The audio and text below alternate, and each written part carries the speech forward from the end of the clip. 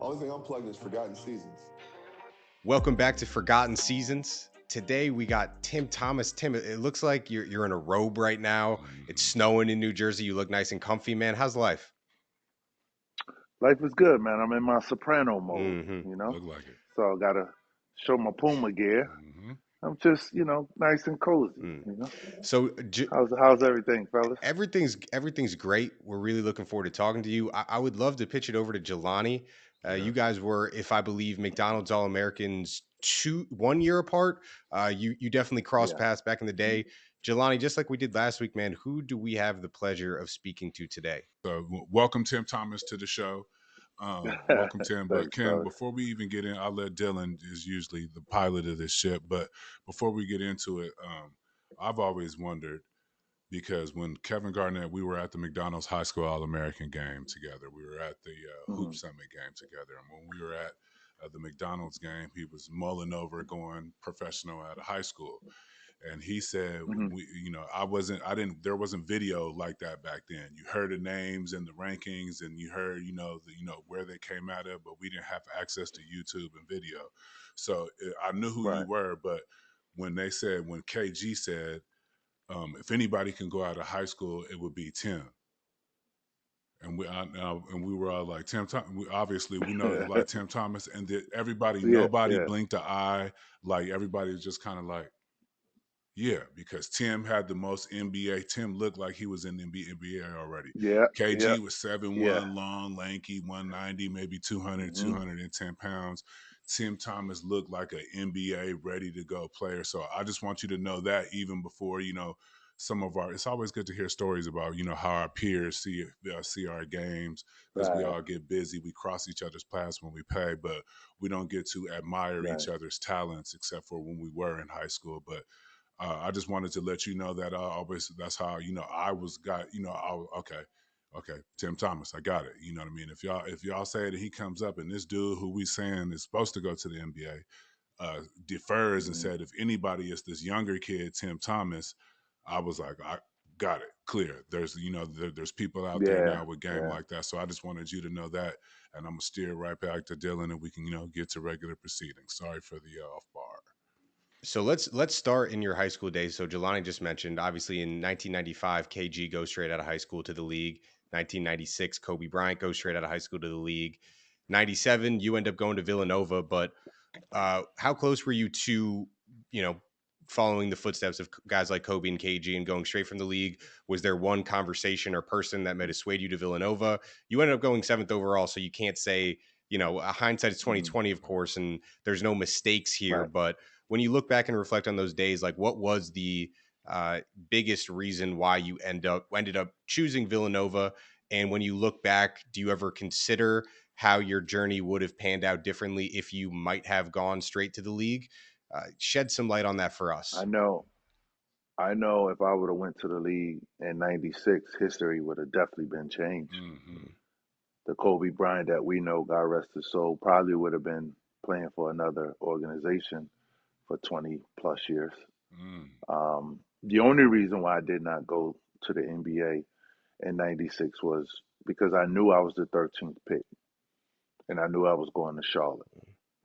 And at that time, it's basically like placing yourself in situations. When you look at that roster, they had guys that was definitely going to be in front of me, a few years before I could even touch the floor. And I always wanted to be a top 10 pick because of the money situation, Mm-hmm. right? When you're coming out, coming from the inner city, you always, thinking about those things. So Hmm. that was always my goal. Once I reached that platform of knowing that the NBA scouts is watching, I could definitely go pro if I wanted to. My goal at that point was top 10. And that's the reason why I did not go um, to the NBA in the class of '96. Now, because of the opinion based 1-2 thing between myself and Kobe, because in my class, as you guys remember, Kobe was chasing me all the way through.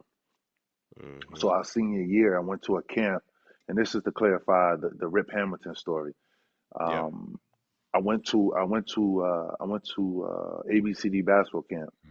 My first night, I dunked the ball, ripped my fingernail off, so I couldn't play the rest of the week. My junior year, this is going into the rip story. My junior year, I was so far ahead of the curve that I decided to go back and play baseball. I was actually doing the Michael Jordan. So I was playing baseball. This is a true story. I was playing baseball, and what Rip is talking about was a game in Maryland. Kobe and Rip went back and played with a Philadelphia-based team, and my guys stayed and obviously played in Jersey. So we met in the championship game at the University of Maryland. So I told the guys, if you guys play in the championship, I'll drive down and play in the game. And that's exactly what happened. So everyone knew I was coming. I got there like a quarter late. Kobe already had like 20 or something like that, 15 or 20. It was already up. So I walk in the gym like Tom Shepard, no stretch, no nothing, just walk in the gym and get busy. I think I ended up with like maybe 28, 30. Kobe ended up like 40 something. They ended up winning the game. That was really the only time we really actually competed against each other. Our senior year in high school, we was trying to get games together. We just never could, figure it out. And then outside of that, obviously competing against each other in the league. But that was the only opportunity we really got a chance to compete against each other because both the McDonald's All-American game and the Magic Round Ball game, we was on the same team. The story, so the story for people that don't know, and we'll play this on social, but I believe the story that you're talking about is Rip Hamilton. He said that Kobe went to him before the game, and this is when you were like 16 or 17 years old. And he basically said, yo, I'm going to kill Tim Thomas tonight. And Rip was like, dude, like, what are you talking about? Like, this isn't how you hear 16-year-old players. So Kobe did have, you did have a target on your back in Kobe's eyes. And that's crazy to hear that Charlotte was the team. I guess they just was that when they had like what, Glenn Rice was Glenn Rice there then? Yeah, Glenn Rice, Derek Coleman, Eldon Campbell. I think Stacey Altman was on that Bobby team as Phils. Well. Yep. So it was a few guys that in that situation, I'm like, if I go there, they're not gonna trade any of those guys for a young incoming, rookie. So I was like, nah. And obviously I wanted to be top 10, so I just waited one more year. And then going to Nova, the thing about going to Nova was, I could have went anywhere in the world, right? Anywhere in the country. I took no official visits.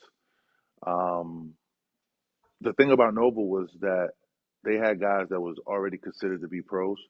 Alvin Williams, Jason Lawson, right? And John was a freshman as well, coming in with me. So two things, I was able to go there and learn from them to be in a situation where I could kind of get my body better prepared, for that next level. And then also Steve Lapis allowed me to come in and play the three, with my skill set. He was like, I'm not going to stick you at the four or whatever. He said, I'm going to let you just go ahead and play the three. And that was refreshing for me. And that was just all I needed to hear, and I chose Nova because of that. I wanted to go into the NBA starting at the three. Obviously, you get older, you play a little four, a little five. But that was it because of my skill set. So fast forward to the draft, you end up going 7th overall to the Nets, and then you get flipped to the Sixers on draft night for Keith Van Horn. And you just mentioned it. I mean, Nova let you play the three. I think when people today look back on your game, I mean, you're a prototypical three, could handle the ball, really like a modern day player. But unfortunately for certain players like that, the league that you entered back then, you go to a coach, Larry Brown, who's super old school. He's not going to put the ball in your hands. He's not going to let you do what you want. And then on top of that, you're also playing with Allen Iverson and Jerry Stackhouse. Probably great guys, nothing but love for them, but they like to shoot the ball a lot. So you coming in there, I mean, we hear about Iverson and Stackhouse maybe butting heads, and then they end up choosing Iverson. They ship out Stackhouse to Detroit. But walk us back to that draft night. I mean, you think you go into Jersey, which is the state that you're from through and through. And then you get flipped to Philly, which, rebuilding situation. They were just coming off like a 22-win season. Like I said, they have Iverson, they have Stackhouse. There's probably not a lot of shots to go around. And then on top of that, you have a coach, Larry Brown, who probably isn't the most modern thinking coach, probably does not let you do the things that you would have been best equipped to do. Take us back to that draft night Yeah. and then your earliest memories when you walked into the Sixers practice facility and training camp. Well, draft night, I was excited as anything to get drafted by the home team and have a chance to play at home in front of friends and family. I thought that was everything. Mm-hmm. My world almost got, well, I did get crushed a little bit. 10 minutes later, Keith Van Horn had the power agent and David Falk. David Falk had it out for me because I didn't sign with him. I went with Arn Tellem, so he had it Shout out out for me Iron. from the beginning. So basically, what happened was Keith Van Horn, once he got drafted and realized by looking at the roster, he was like, "There's no way I'm gonna be able to run with these guys, so I want to get traded now."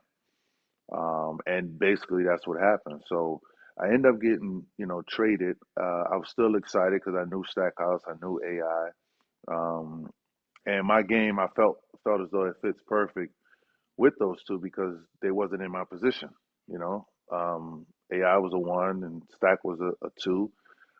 So I thought that the guys that was in front of me at that time really didn't have the skill set that I had. So I just figured it was just a matter of time before I was able to beat them out, for either starting job or more minutes. Getting to Philly, people always talk about those two bumping heads. I didn't see it that way. Mm-hmm. I just saw that it was two competitive guys trying to establish themselves in the league as youngsters.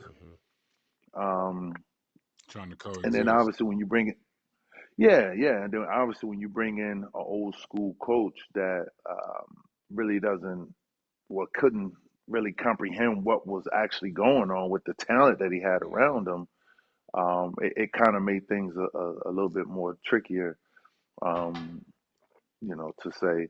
And then that's why eventually Stackhouse got traded, and then 2 years in, I got traded. So because basically every year Allen was going up the ladder, was being able to score the basketball and do the things that he was showcasing on the daily. And the organization and Larry Brown felt as though it was better to put role players around them than actual scorers around Mm-hmm. them. But then we find out later that you need, every team needs at least two or three scorers to, win championships. So, me and Chuck, we talk about that all the time, and we both kind of, found that out the hard way. But I thought it was a great situation for me because I was the type of player also that didn't really need plays to get mine, Facts. and I didn't have to take a lot of shots also to get mine. And that's no disrespect to anybody. I can get 9 or 12 shots a game and get my numbers. Because I'm gonna rebound, I'm gonna get deflections and all of those things. And shit, if I really wanted to, I just get the rebound and bring it up Yourself and and go pull get it it done. and put You know what I mean? and take a shot exactly or Yeah, get to the rim. yeah, That was before yeah. like the So, but the transition of like the legacy coaches and like players like hmm like them like shipping players away because it makes it easier for the team to subscribe to whatever program that said yeah, coach wants instead of like let's figuring out how to make what we have work. Looks like we got a dynamic team. Let's look at a new system of plays. Let's look at this that and the hmm third. I feel like back then right, before it was like my way or the highway, and the head coaches didn't feel like they had time to develop dynamic pieces on the team that may or may not have fit in their system. yeah, So, you know what I mean? That was yeah, before, coaches were changing things on the fly, small ball. This is in the 90s NBA when I was in there when like even you can have a skill set like Tim Thomas, but you're gonna play that four. If you 6'9" and you build, you know yeah, what I mean, yeah, you're gonna touch the post, hmm and work out of that a little hmm bit. The best way you maybe yep. can get it, and Tim had it, is maybe in transition. But 4'6'9", 230, 240, you was definitely gonna have to have your back to the basket at the NBA. Was there? Did you have anybody that like told you? I mean, we hear all the time the importance of vets, but a guy like you, I mean, you're playing pretty big minutes right away. But like, what is Larry Brown or vets like? What are they telling you your job is? Is your job to score the ball? Is your job to play defense and defend? Or That's a great are you question. trying to like figure it out like as you're going? Did you have any guidance, and did you know like what you were supposed to do to that Well, team, or was it kind of ambiguous? my super vets was Terry Cummins and Mm. Tom Chambers. Mm. Two guys that played a little three, a little four, Mm-hmm. some five. Um, so we used to call Terry Cummins Pops. So Pops used to always kind of tell me just try to figure out the offense and figure out where you can get yours within the offense without forcing it. Mm, He was like, obviously, you're playing for a coach that wants you to play defense first. You get out in transition. I was able to run the floor and keep up with, AI and transition. So he was throwing me lobs and different things like that. So I just made the game as easy as possible for myself with, being blessed with the talent that I had.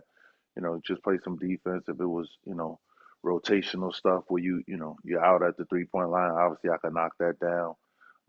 Any bigger guys that ran out at me, obviously I go around them, and I was athletic enough to dunk on the 7-footers or Mm-hmm. attack the basket with aggression. So I just did the normal, basic rookie things that would keep you on the floor, but it just looked so good that eventually Larry Brown was like, I got to start this guy. He's just so efficient. And that's what we kind of made our little run. I believe I do know we beat the Bulls. We was one of those teams in that 97 and 10 team that beat the Bulls. So mhm. yeah. So yeah, we had some talent. We definitely had some talent. You had Derek Coleman over there as well, Jim Jackson. So we had some talent. Uh, Speak, Definitely.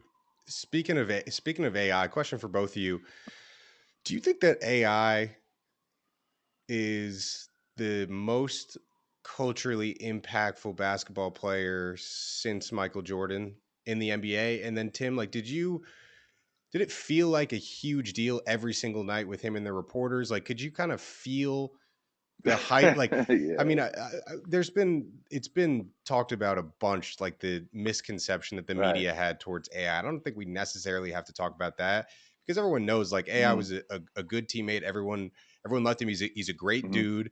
All of the stuff that the media tried to paint about him just wasn't true. Some of the things about his past got brought up. That wasn't true, but help us Right. understand like how big of a deal was Allen Iverson at that time. He's getting stories written about him every single night. I read a great story like he wouldn't talk to reporters until his braids were done. Like what was it Yeah. Yeah. what was it like playing Yeah. with Allen Iverson and just having that front row seat every single night? And could you feel in the He moment that this dude was like bigger than basketball? Well, when I was younger, I got a chance to be around MJ, and Scottie Pippen was my guy.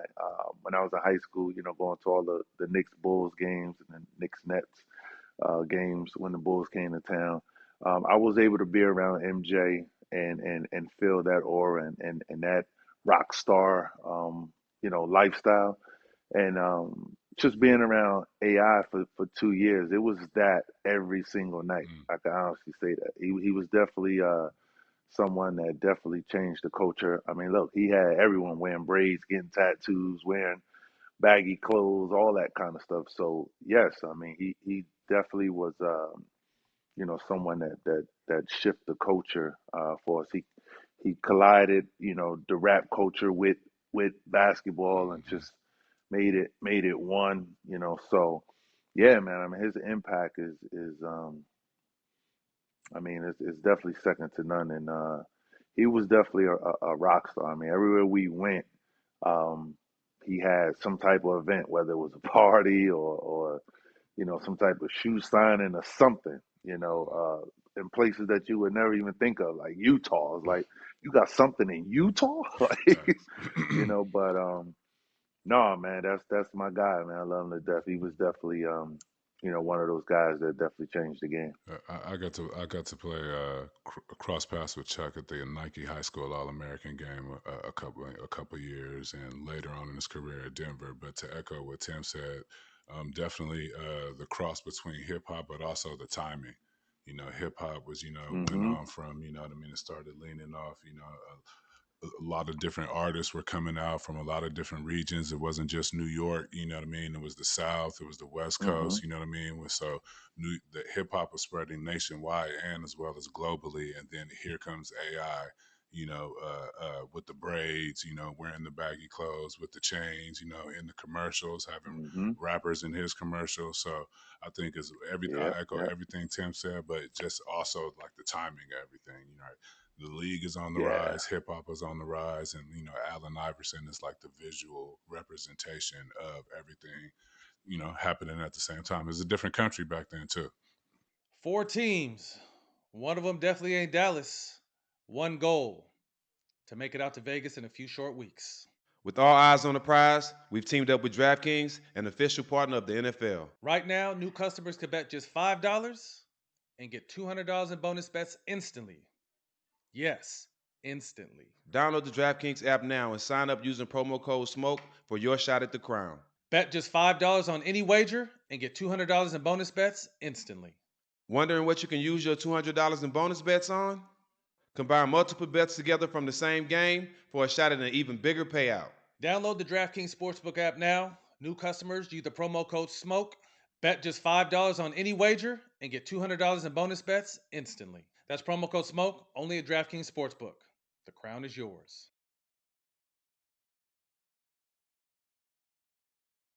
Mm-hmm. Yeah. So you get traded to Milwaukee like a year and a half into your career, and this is another similarity that you guys have. You both played with Allen Iverson. You both played for George Karl. So you go from Larry Brown to George Karl. Probably people would think two old school coaches. I don't know for a fact. I know Jelani has good things to say about him. You hear a lot of people talk negatively about George Karl. Maybe he's a little bit too active on Twitter these days. But what was like going into that George Karl offense like? Because by the numbers, like George Karl is one of the best offensive coaches of his generation. What was your relationship like with him, and what were the similarities and differences going from Larry Brown to George Karl? It was night and day. I mean, they're both Carolina guys, which I don't understand why it was night and day. I thought they would both be able to kind of see the vision of, the new generation that was coming. But yeah, it was night and day. When I actually got traded, I never really wanted to be in Milwaukee. I was trying to get my agent to get me traded, that same day to Indiana. I'm like, if you're going to trade me to Indiana. But Indiana had our young fella, Al Harrington, that they really liked, and another cat, Jonathan Bender, that you guys know. They had those two guys waiting in the wings.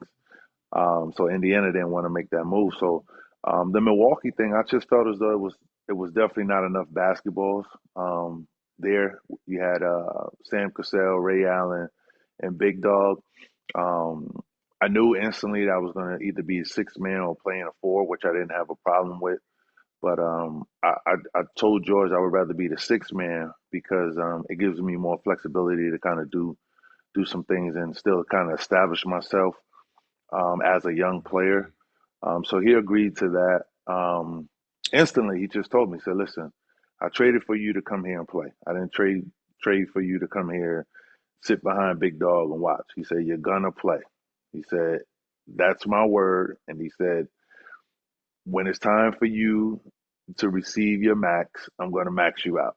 And those was the two promises he kept to me. And, I went out every day and did my job to the best of my ability within my role, and, he would always joke with me and, like almost every year, like midway through, it was other teams always interested in me, right? Because they knew I could be a starter, anywhere else. And he was like, no, I'm trying to build something here. I want to keep this guy. And he would always tell me, New York wants you, or, such and such team wants you or whatever, but I'm not trading you. I love you here. We need you, this, that. So, me and George's relationship was great. It was great. He'll allow me to grow and develop. He allowed me to make a bunch of mistakes early on. And, as far as him being an offensive minded coach, we was that group of players that changed that. When he was coaching in Seattle, that was a defensive minded team first. You had the glove, you had Nate McMillan. Nate McMillan, you had all those guys, Detlef Shrimp, and all of those guys. Yeah, those guys are defensive players, and they could score the basketball. So with us, it was just we was so talented, man. He was just like, it'd be days he'd be like, listen, man, you guys win 10 games in a month, we'll give you the team credit card. Go do what you want to do. He was known so for that. we was the guys that, we was the guys that just kind of changed that whole mindset with him being an offensive minded coach. Yeah, I mean, uh, I didn't have a problem with George, and I met him later on in my career. He had a lot of Hmm. transparency. Same thing with Tim, like he was telling me, like I was actually coming back and forth from the G League, and he told me like, I don't know what happened in your career. You're more worth your weight in gold in the league, but I'm gonna try to get you as much money as I can. This year the team was over the luxury tax, so he was always straight shooter and honest with me. You know what I mean? So I didn't have no problems with him. Hmm. But in the NBA, you can't get Yeah. everybody. You know what I mean? Like at the end of the day. Yeah. Yeah, Yeah. every coach Yeah. ain't gonna love you ain't gonna love every coach you get. Every coach ain't gonna love all of his Yep. players. There's a lot of dynamics in between agents and front office. It's just a whole thing to get into. So like again, Yeah. I'm on the Yeah. same page with Tim. I don't have a problem with George Karl. I agree with you. He says some wild shit on social media sometimes, but at the end of the day, Yeah. I feel like he's earned that. You Yeah. know what I mean? So that's his voice. He's always been Yeah. I outspoken. mean, Within the right. media, within his time in Milwaukee and Seattle, he's had a big personality as a coach. He wasn't Yeah. one of those quiet dudes that sat over there Yeah. and just kind of, just did whatever. He was outspoken. So Yeah. he was always 100 with me. So I ain't got no problem with George. Yeah. And we living in a new world now. Is everything is opinion based. Yeah. Yep. So I mean, you can't be mad at someone else's opinion. No. Facts. Uh, one thing that I don't know if you remember, maybe you do. Why did you wear two headbands in a game? And then is it true that the NBA like banned it afterwards? Yeah. Yeah. So I was in Milwaukee, man. I was in Milwaukee, Wisconsin. A little bit cold. Just trying to. Bored? I mean, obviously, it was cold, a little bored, but just trying to, keep myself fresh Mhm. and part of the big three or the big four, however you want to call us. Just trying to be a little different. I was the one guy that had the braids, like AI. Mhm. I had the tattoos. So initially, I started off wearing two rubber bands, right? So I went from the rubber bands to the waistband, the Arm arm. I sleeve. put the arm sleeves on. I Mhm. put two on, and then I was like, you know what? I'm gonna just do the two headbands, and I got away with that for about 3 games. I said 3 And then the league, yeah, seriously. And Mhm. then the league called and said, you can't wear the two headbands. I said, okay, no problem. So, everybody was just wearing the one headband. Mhm. And then it was a national televised game. And here comes AI with the one headband with the three different colors in the headband. And I said, oh, wow, isn't that interesting? They stopped me. And then they went and made the headbands with the different colors, the team colors in it. And obviously he was the poster boy, and they gave it to AI, and boom, and then it just started circulating. The wristbands, the everything started The becoming, the rubber two different bands colors. turned into the wristbands.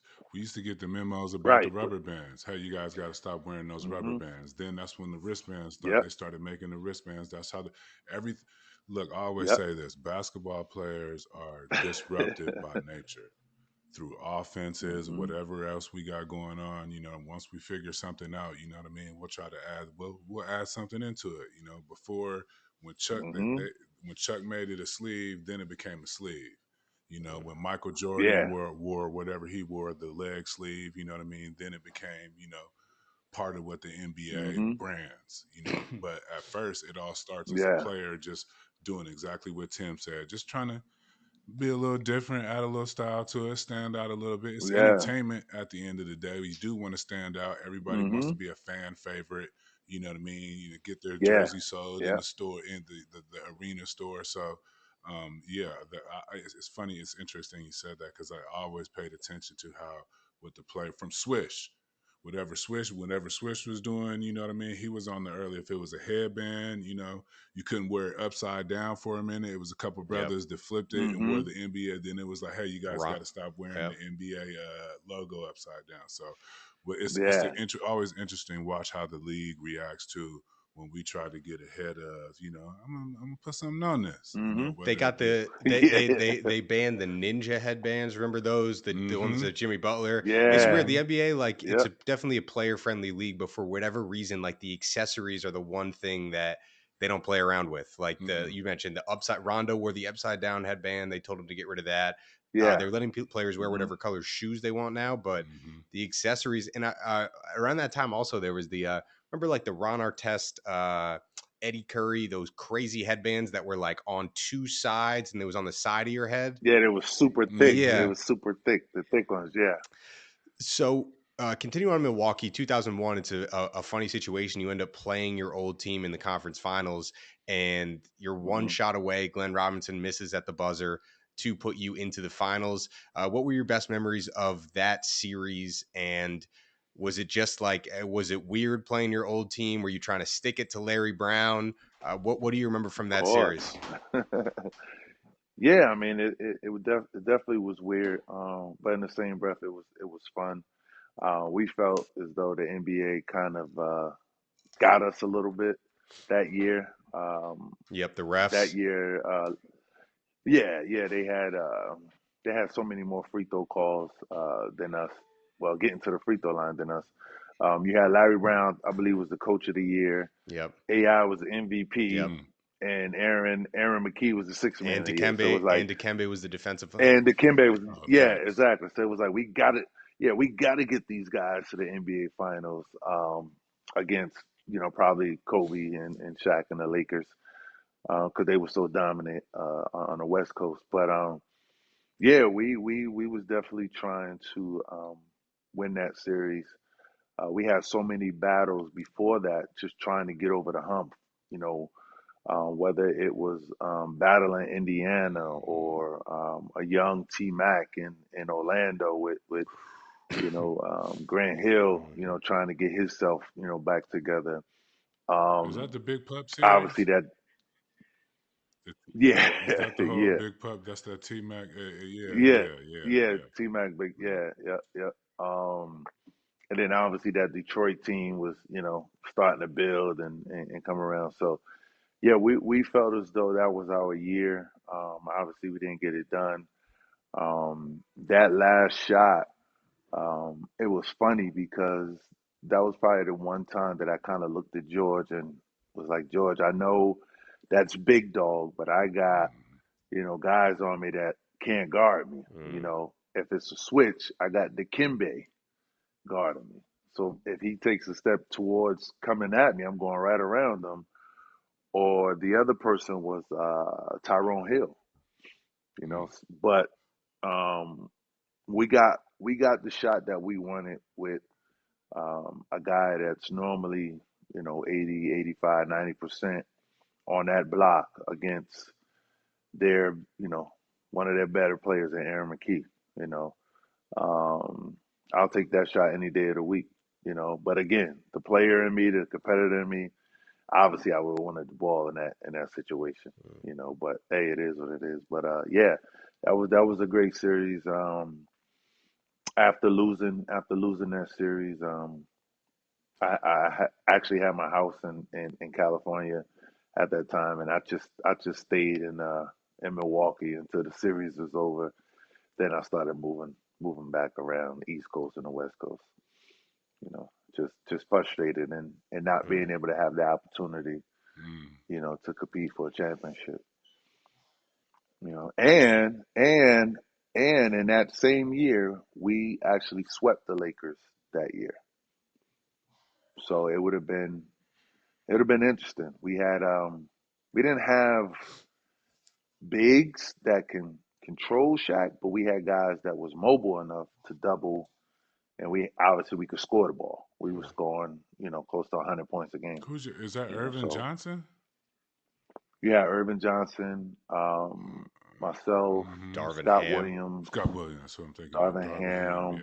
Yeah, that's enough. I'm trying to think who else. Serviceable. A lot of experience. I played against all them dudes on the Yeah. front line. Just serviceable, Yep. solid. Ain't Yep. gonna hurt you. Mhm. Ain't gonna worry about shooting the Mhm. ball, complaining about they need an Yeah. ISO or a Yeah. drop or nothing. Yep. Mhm. Yeah, yeah.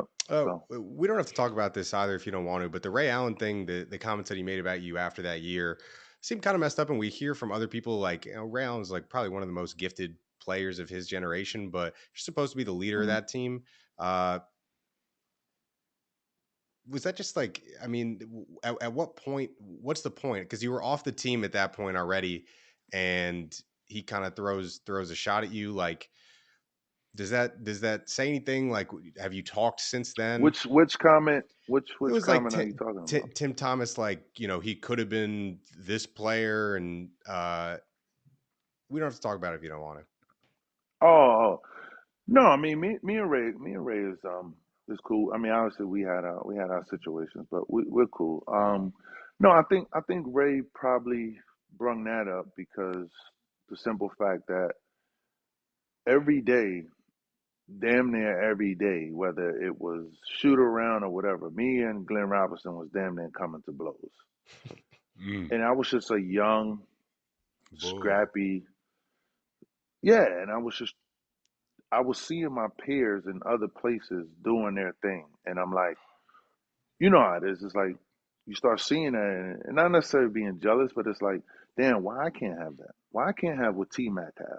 Why I can't have what Vince got? Why I can't be in Kobe shoes? It's like, and I'm behind three great, basketball players, and it's like you want to break out. Mm-hmm. You know what I mean? It's like you want your own thing to showcase your thing, and I felt like, and that's why I was so hurt after the Philly trade because I felt like me and AI would have could have got it done with any other player you add to that situation.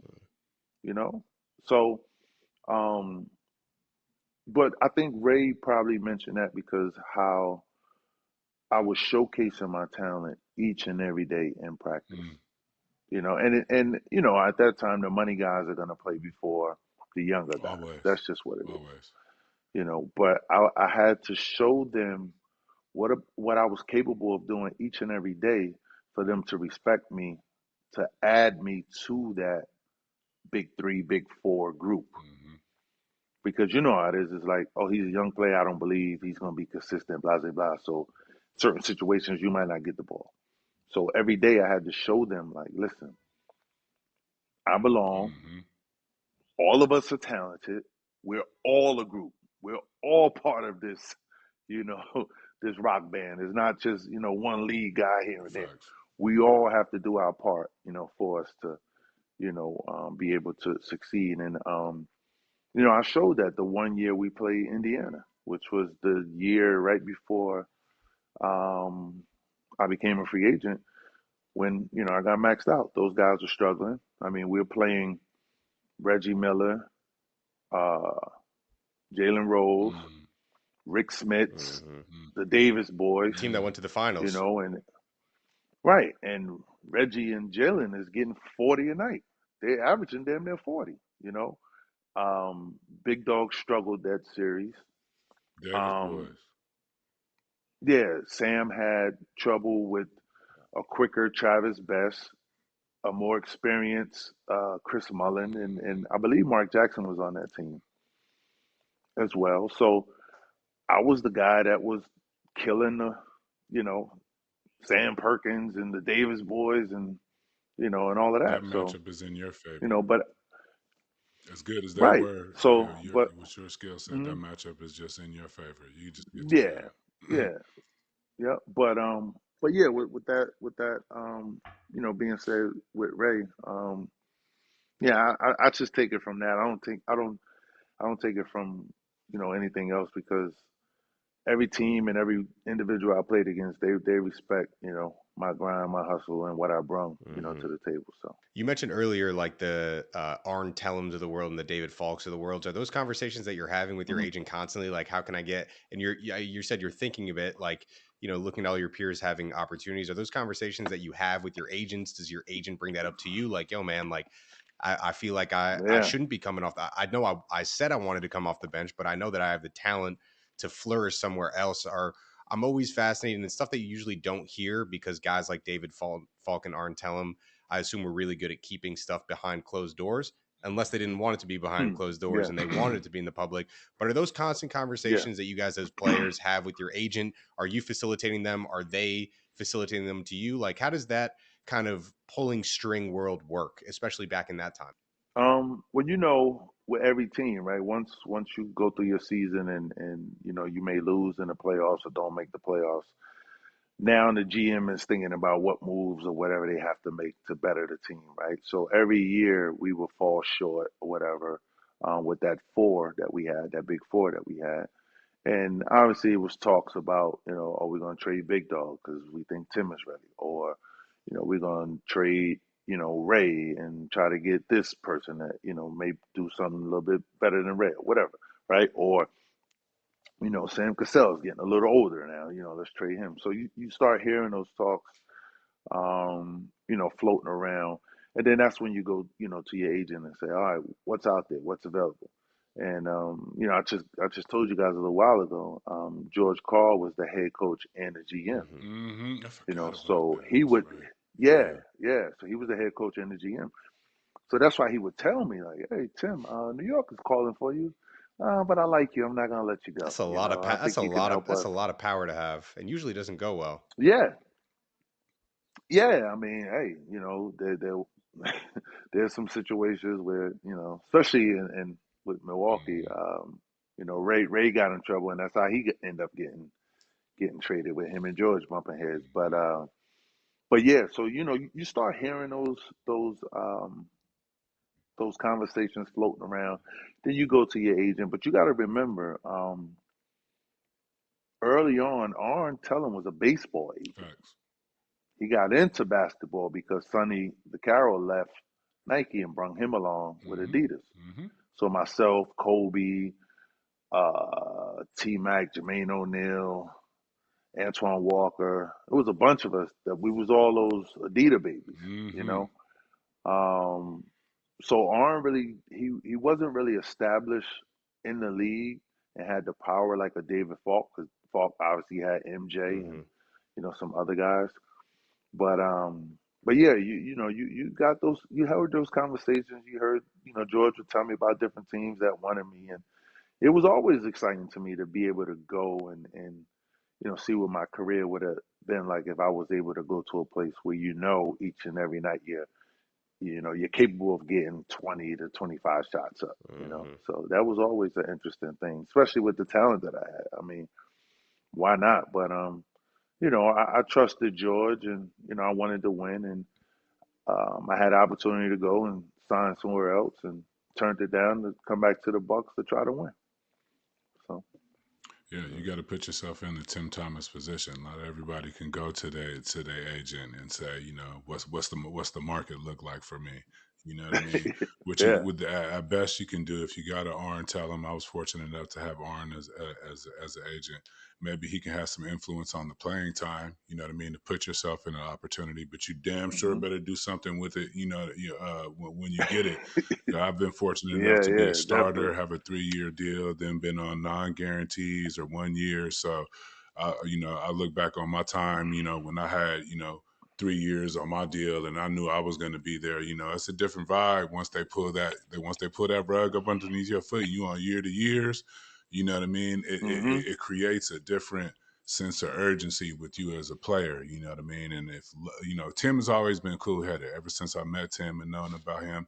He's always been like this. He don't get too up, too down. That's something we all know about him Right. as players and what we admire about him. But if you don't have that level-headedness or a veteran, like them peaks and valleys after you get out of the comfortability of having, being a starter and having a multi-year deal, that shit gets stressful, you know what I mean? And you can't always go to your agent, you know what I mean? Like I said, if you're going to him, you better be, your production better be on point.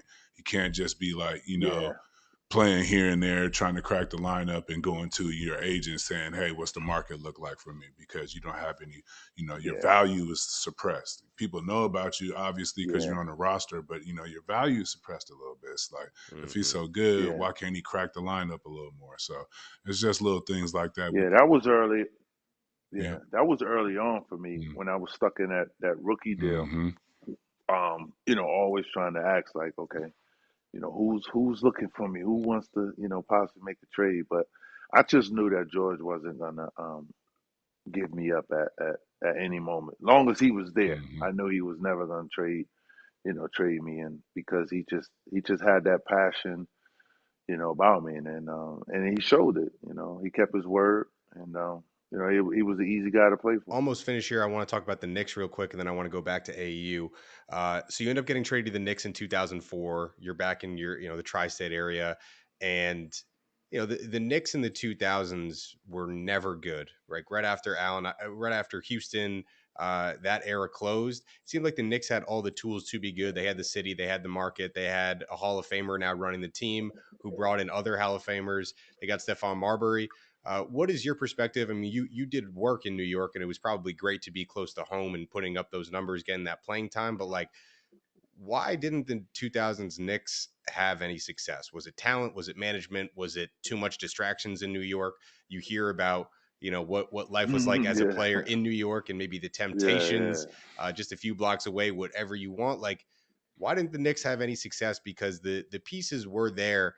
It just seemed like, for whatever reason, like chaos and turmoil was always coming up. What is your perspective, and why couldn't the Knicks find any success in the 2000s?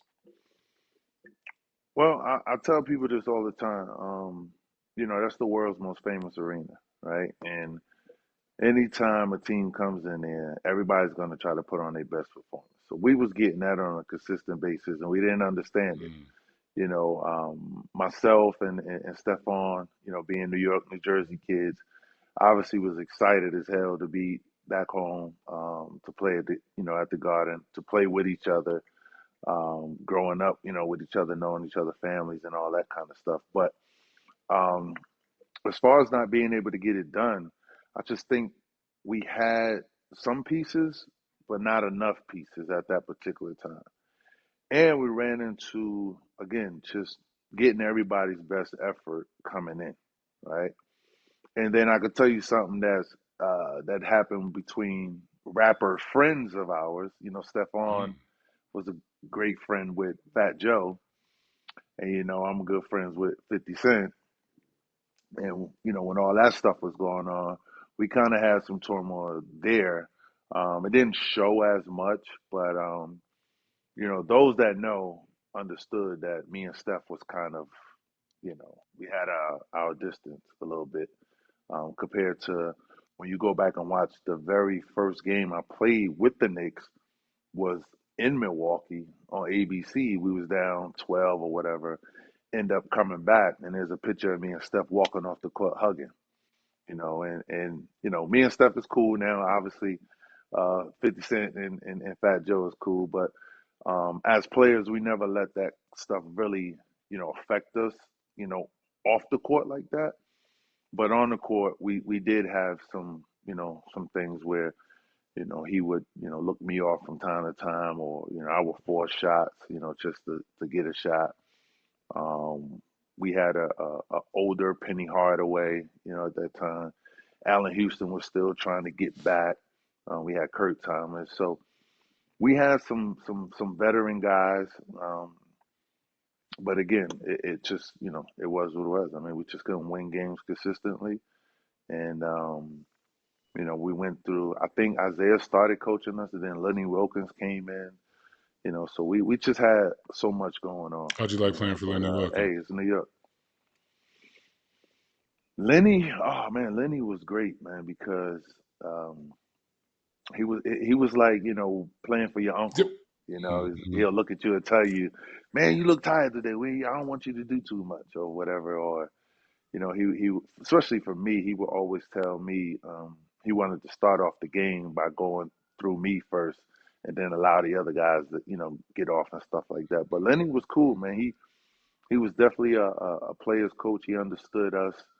Um, and he just knew, like, when guys was rolling, he knew how to go and approach other guys and tell them, like, hey, Penny shooting the ball well this week. We're gonna play through Penny, and Mm-hmm. you had to respect it, Mm-hmm. Hall of Famer as a coach and a player, you got to respect that. But he was great. He was great. played for him too. So, I felt the same way. mm, so Yep. going back to AU quickly, I want you to explain what you're doing with Tim Thomas Elite, and then also opening up the conversation. I mean, we hear a lot, like it's no secret that the European international scene is kind of taking over the game. A lot of people point Right. towards youth development in those countries compared to US. If you know AAU Right. basketball, if you've been around AAU basketball, you know that traditionally it's not organized. You're playing 10 games in one weekend. You don't really practice. And Hmm. then over in Europe, you got guys like Luka, you got guys like Jokic that are playing with grown men in pro clubs from 13 years old. So what Yeah. is the problem with AU basketball? How can the US reverse the trend? Is it kind of too far gone? I mean, I think it's not a bad thing that the international pool is kind of taking over. It's growing the game, but what's the problem with AU? Hmm. And then what are you trying to do with your program to like actually teach kids how to play basketball and how to be pros, not just, how to put up 40 shots in one weekend? Yeah. Yeah. So my program, I started my program in '97, my rookie year in '97. This upcoming summer will be 27 years. 28 pros, 20 McDonald's All Americans. We sent about 10,000 kids off to school. So the give back is real when it comes to that. We started off as Adidas. We was in Nike EYBL, and now we represent Puma. Obviously, right? Put my soprano role back. All right. Hmm. As far as as far as youth basketball, Kobe has said this a while back. There's really no teaching when it comes to AAU basketball. It's so fast, it's so rapid. It's watered down because it's a million teams. Everyone is trying to capitalize off the dollar of making, money off these kids. From the bad trainers to now the photographers that's floating around. Everyone is involved with making a dollar off of the game, and there's no teaching. So, um, with me being back in control of my program, the one thing that we're doing is actually training and practicing 3 times a week before the guys hit the road and play games. Hmm. And it's mandatory that you make at least 2 of those practices before you can even play that weekend. So I think the more we get involved with former guys that actually played the game in whatever city they may be in, actually teaching and helping the kids, I think that's going to help our game, tremendously because overseas, like you said, those guys are training 5, 6 times a day. I mean, a week. They're playing one game, a week, and it's showing.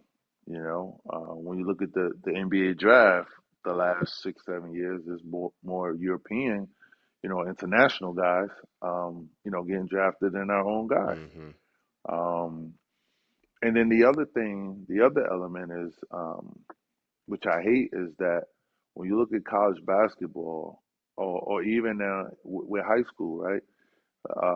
And this is no disrespect to anyone, because I'm now coaching high school basketball at Paramus Catholic. But when you look at like a Mount Verdi, right? Mm-hmm. This year they have, I believe, 8 or 9 guys that are all D1 material, Mm-hmm. right? So it's like you build these super teams to go win it all, which is great, which is fine, but no one's competing against each other. Hmm. How do you get better, right?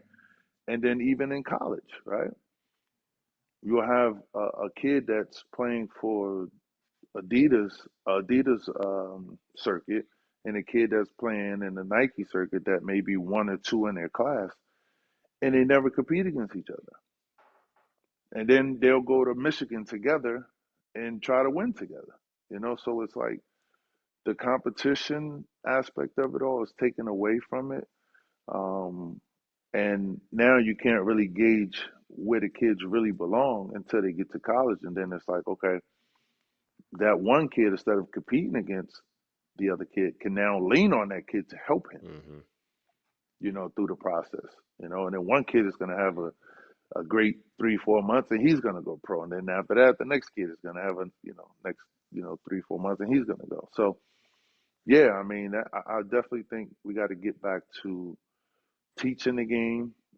Those that know the game teaching the game, not these YouTube trainers and guys that never played the game. Teaching the youth. I think we got to cut some of these programs. It's just too watered down. You got programs everywhere popping up, every other week. Um, and I think some of the shoe brands should cut back on giving the kids too much too early. I do believe in, having, the uniforms and the set of Let it sneakers and fly. things like that. But yeah, but in some cases it's a little bit too much, and kids tend to feed off that and think that they already made it and they stop working hard, Hmm. So I mean there's a lot of different things we could clean up, but if we don't clean it up in a sense of what they're doing internationally, we're always going to be behind the eight ball because they're catching up. They caught up, you know. Tim, So to add to the AU, what about the age thing? What about the double hold to add to that's this the killer. quagmire? What about the double hold back that can, what about the guy that's, he's playing, he's 15, but, he's playing against 13-year-olds or, however that's set up, because every age and bracket and tournament, the age, whatever requirement is different, you know what I mean? So how do you feel about Yeah, the double, triple hold back, you know what I mean? Showing up and dudes is it's dunking in the terrible. lineup with a full beers like us, you know what I mean? Then you got a It's regular 13. terrible. How do you feel about that whole dynamic? It's killing the game. It's Thank terrible. you. Yes. We have a we have a we have a reclass school here Mm-hmm. in Jersey, Mm-hmm. and these kids are basically, going there to try to get better, but they're learning from people that really never actually played the game. Their whole resume is a lie. They're, all of that kind of stuff. These parents is paying 12, 13,000 for these kids to go to school. They get no education and it's just playing basketball all day. And then, like you said, they're older, so now their whole thing is to get into a private school or a Catholic school for so-called better education and to further their basketball, careers between AAU and the better high schools. But when they get there, they're gonna only play for a year or 2 years Because of Hmm. the because age they're out. starting. Yeah, yeah. Well, here you can't play. I think it's 19. So if you're starting freshman year at 16, turning 17, it's like how many years you think you got? So I hate it, man. And even in the AAU world, if you're gonna reclass, you're supposed to play up, not down. You know, it's like, what are we doing here? Make it make sense. You reclass your kid. Yeah, he's 15 playing 13. That don't make sense. He in the way, Tim. Should he dominate? I Yeah. like Should he I dominate? like Of course. loopholes, and I don't mind when people figure some shit out that you know what I mean that is not against the rules or it's a rule that you know what I mean they haven't made or found out yet. But there's like they're in the way. You know what I mean? They're stopping Mm-hmm. development from other younger Mm-hmm. players that you know what I mean aren't you know what I mean haven't even hit puberty yet versus somebody who's damn near ready to Yep. get a tattoo. And then on top of that, Mm-hmm. in youth sports, all of this ain't got necessarily something to do with high level basketball IQ. This is None of it pressure, does. At all. trap, None of. At push all. somebody in the ground, get away with a couple calls, get some layups and some dunks. You know what I mean? They're not running no sets or learning how to. They don't even Yep. attack gaps Yep. anymore. I don't mean to get in the champs, but At they don't all. attack gaps. No, I'm coaching, so I know. They don't Preach. read defense. It's like, bro, okay? You looking at me to run a zone play? Can you attack a gap so I can tell you the right play to run so he can come and you got an easy spray to the corner when they don't know how to break Yep. pressure. When it comes to the middle, they Yep. don't Yep. look opposite. You know what I mean? There's just some things, and it's like it's exhausting almost. As a coach, when I was coaching, Mm-hmm. like literally, you have to literally tell them what to do throughout the whole entire game. It's exhausting. You have to be careful. Yeah. You know what I mean? So you go over here. Okay, he gonna come over here. Okay, Yeah. wait for the screen. Not yet. You know what I mean? That's why you see coaches down in stands and you know what I mean, getting burnt out every day in youth sports because you have to like literally tell them what to do throughout the whole game. Yep. Immense talent, athletic talent, got all the moves in the world, but basic level basketball IQ patterns are like through the floor low. I think it's what Yeah. Tim said earlier. It's just there's so much people are seeing money opportunities. You got these companies like Overtime too that are run by grown men and getting private equity money, and their audience and the way they make money is to, make content for kids. It's weird. Mm-hmm. And you mentioned the AAU programs. I mean, anybody now can make an AAU program in any city and get 15 Yep. kids to pay $1,000 to play for the team. I think it's just weird. And, like I said, I don't think it's not necessarily like a horrible thing if the world continues to get better at basketball. I think it might just be like soccer in 10 years where every country, new countries winning the World Cup or the Olympics like every 4 years. But it's weird. Yeah. And I think it is very important to have people like you, like, Facts. turn off the cameras, lock the gym, get your ass in a shell drill. Yeah. Right. No, it is. It's important because again, I truly believe we're definitely behind the eight ball. I mean, it's showing with the draft. It's also showing with um, this whole portal now. Kids can leave and not have to stay in a situation and try to figure it out. It's like if you struggled at Utah, what makes you think you're going to be better at Miami? Because it's hotter? Like, are you kidding me? Like, you're still going to go there with those same struggles, So it's like, and then the NIL thing, like, obviously, I truly believe the most talented kids should be able to get the NIL deals, but you got everyone now thinking that they're a 4-star, 5-star athlete and they should get the same amount that, the 4-star, 5-star athlete is getting. It's just, it's crazy. But again, I truly believe if we don't get on top of it and kind of slow it down, we're gonna continue to, be behind the eight ball with other countries, and it's showing. I mean, the Olympics is showing. Pro basketball right now is Shit, showing. 3-on-3. We used to dominate, 3-on-3. Now that's international, Hmm. it's Yeah, showing in yeah, every form of basketball. yeah. And we just got to we really got to get more people that are basketball people Thank you, Tim. involved. Yes. Not We content, have to. We not have to. content creators or business people. No, and it's an interesting dynamic No, because this is the no. only profession, and Tim, tell me if you think I'm wrong or I'm reaching here. This is the only profession where people second guess the expertise, like the people who played it, right? You know what I mean? People Oh yeah, like they yeah. discount the Mhm. 1,000 years of experience, Mhm. doing the thing for somebody who was watching it on a video or who was dissecting film. I don't know no other field where aside from maybe music or something where the expertise don't really get their credit. Like any former player should be able to Right. walk in and have a flourishing program. You can make decent money doing it, you know what I mean? But it should go to the people, Mhm. you know what I mean? Like from their areas. I agree with Tim. It should be the players that, who careers, whatever happened, but their areas, they should have clubs, teams, experience. It shouldn't be, I think Right. there's room for everybody, but there should really be an emphasis on people using, people who actually did it in their local areas to, bring up the Yeah. grassroots area. I think will come up And it. faster. We'll close the gap faster Right. if we uplift our former players, in their local areas to build up the grassroots. Yeah. And it doesn't. I don't think it necessarily has to be all pro guys. It could be guys Facts. that play D1 and all that Hmm. stuff because anytime you go play D1 basketball, you got more experience than anyone in the neighborhood that's saying I'm an AAU coach or I'm a trainer. I'm this. It's just so watered down. But yeah, you hit it on the head. So it is. And then part of the problem too is the parents. The parents want to hear that their child is such and such or he's this and that rather than the truth. No one wants to hear the truth. Nah. You tell them the truth, it's like, oh, we don't like that guy. He's giving us a hard time, Yeah. Mm. So yeah. Well, it'll be interesting to see how it'll be interesting to see how it plays out. Tim and King, we appreciate your time, and Yes, sir.